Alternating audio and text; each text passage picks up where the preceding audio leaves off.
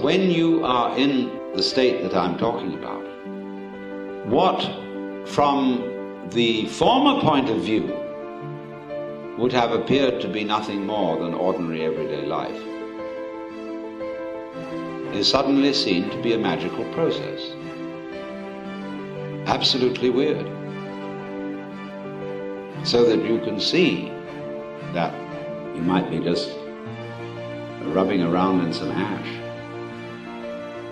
It becomes perfectly obvious that that's the whole point of the universe. Incredible. I mean, it's all there. Infinity in the grain of sand and everything. That's it. And you look at other people rushing around and people going about their business every day, serious, I'm gonna get there, I'm gonna make this thing. And they're quite mad. You feel sorry for them. You don't feel angry at them, but they're quite mad. They don't realize that now is it. That's where it's all going, as well as where it all comes from. The Alpha and the Omega is now. The whole surround of us is completely magical.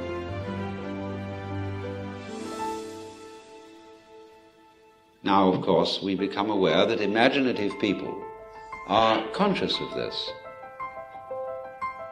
Imaginative people show their consciousness of it by the way they act, by their taste in whatever they surround themselves with. You begin to notice that there are some certain people with whom you either have great accord or great fear, because they're not ordinary, because they have an atmosphere of magic.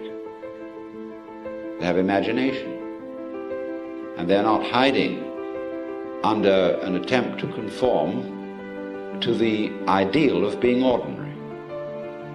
And the artistic people are here. There are also people you can call relaxed people, relaxed society. There's a very wonderful class of people.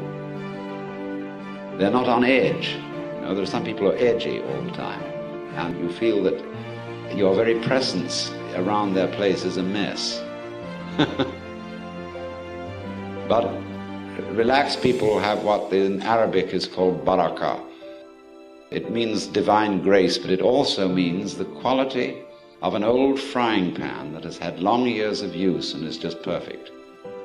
That's barakah. And there are people like that too, you see.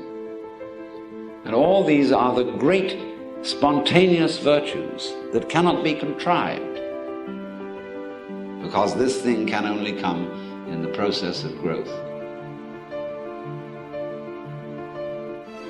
So you say, well, do I have to wait? But the whole thing is in the waiting. I don't mean the virtue of patience. I mean waiting when there is nothing to do but wait. And when you see there is nothing to do but wait, then it happens. But it won't be hurried. Because the minute you're trying to hurry it, that introduces the one thing that stops it. The miracle, the magic thing is happening all the time. But you can't see it when you're trying to get it. And you can still less see it when you're trying to get it fast. So there is no alternative but to go through the point of you can't get it at all. You are going to be you. The same slob you've always been. See? You can't change it. And all your good resolutions are just bombast. And then you start to be real.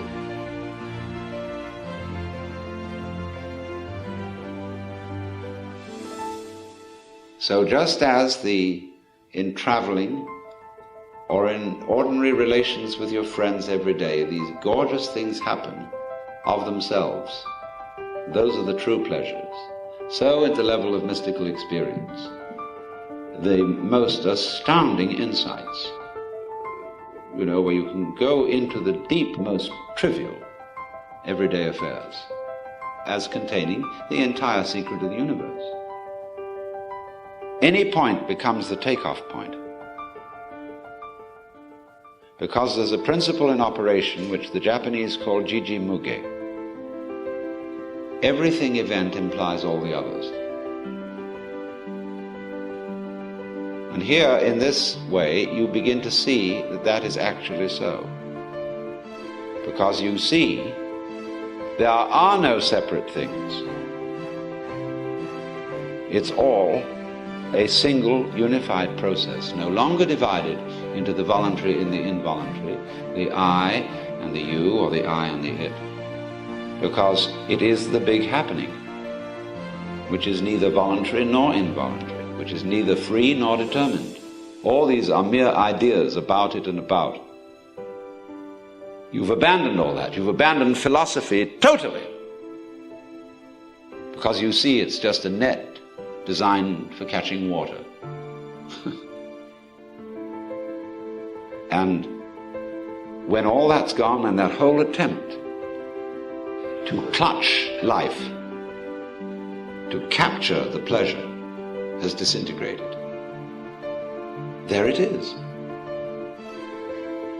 And you needn't feel anxious about, will it stay? It's a gorgeous thing to feel you've no longer got to worry whether it will stick around. Because you know that if you do worry, you'll shoo it away. So it's a tremendous relief, you see, not to have to bother with, will it stick around? Will I lose my insight? Will my Satori take wing and go off with the bats? You just forget it. Because the more you let go of it, the more it stays. And you don't even have to worry about, will you be sure to let go of it? Because that too is a hang-up. And you can begin, you see, from your very weakness. That's your strength. It's not your big ego and your big will that is the strong thing here.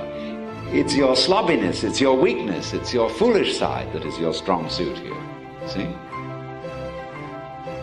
Yoko Daishi puts it in this way. You cannot take hold of it. You cannot get rid of it. In not being able to get it, you get it. When you are silent, it speaks. When you speak, it is silent.